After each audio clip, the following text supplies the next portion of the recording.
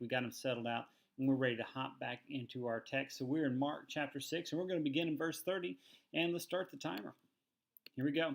The apostles gathered together with Jesus, and they reported to him all that they had done and taught.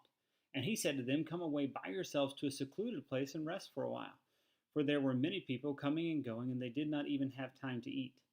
And they went away in the boat to a secluded place by themselves. The people saw them going, and many recognized them and ran together on foot from all the cities and got there ahead of them. And when Jesus went ashore, he saw a large crowd and felt compassion for them because they were like sheep without a shepherd. And he began to teach them many things. Now we're going to stop there just because this is one long paragraph, so we're just going to break it up here. But what I want you to notice, maybe you notice here in mine, it has this heading, 5,000 fed. It's the feeding of the 5,000 that we're about to get into. I desperately hate when they put a heading right in the middle of a paragraph, right? That's not how this should work, right? The point that Mark is making is that verse 30 should be read all the way to the end of that paragraph as one continuous thing. It's not something to be broken up.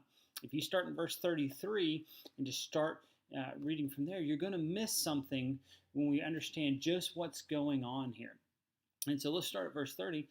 They've come back from where Jesus has sent them out to preach and to heal, and they are just ecstatic. They're not like, God, you would not believe. Well, I mean, you're Jesus. Of course you believe. But he says, look, come away by yourselves to a secluded place and rest for a while. He knows that they're on a high now, but they do need some rest. He understands that you can only go so long. All right? And so what do? They get in a boat to a secluded place. That's where they're going. That's where Jesus wants them to get. That's where they're trying to go. And so that's what he's working out. But look what happens in verse 33. People see him going, and they run and they beat them to the secluded place. Now that's kind of a special time, right? Talk about a plan to kind of get everybody alone, everybody rest a little bit, everybody get into just a kind of decompress mode. And what happens? You get there at your secluded place, and people have already just swamped it, right? That tells you something about kind of just the atmosphere that's going on here around Jesus. It's very chaotic with people just excited. But we see something that happens here. You can imagine, I don't know if you've ever been like this. You just had a rough day, and you're just like, just leave me alone. Just leave me alone. I want to get here. That's not Jesus' response. He went ashore. He sees the crowd. Look, verse 34. He felt compassion for them because they were like sheep without a shepherd. And he began to teach them many things. Jesus has this compassion for these people. He looks at them and he says, they don't have someone leading them. They don't have someone guiding them. They don't have someone caring for them and tending to them. They don't have that. I'm moved by compassion.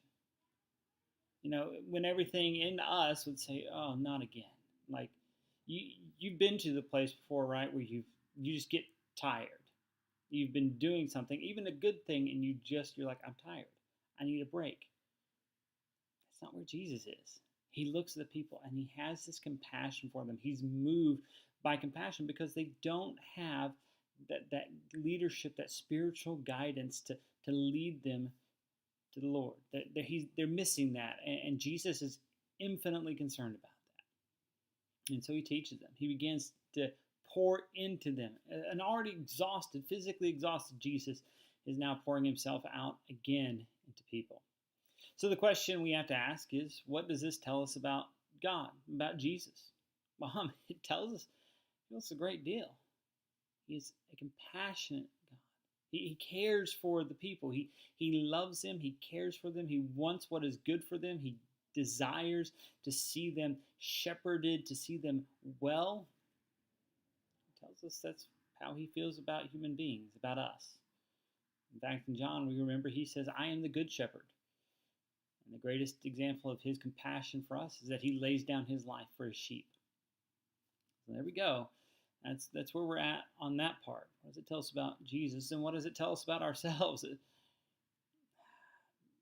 We can draw a couple of lessons out here, but I think the one we got to look at is we are sheep without a shepherd. Without Jesus, we are sheep without a shepherd. We're just wandering around through life. And so what do? It means we draw close to Him and let Him lead and guide and provide for us. All right, guys, well, my time is up. Thanks so much. I am praying for you. Have a wonderful Tuesday, and I will see you back here tomorrow as we look at the feeding of the 5,000.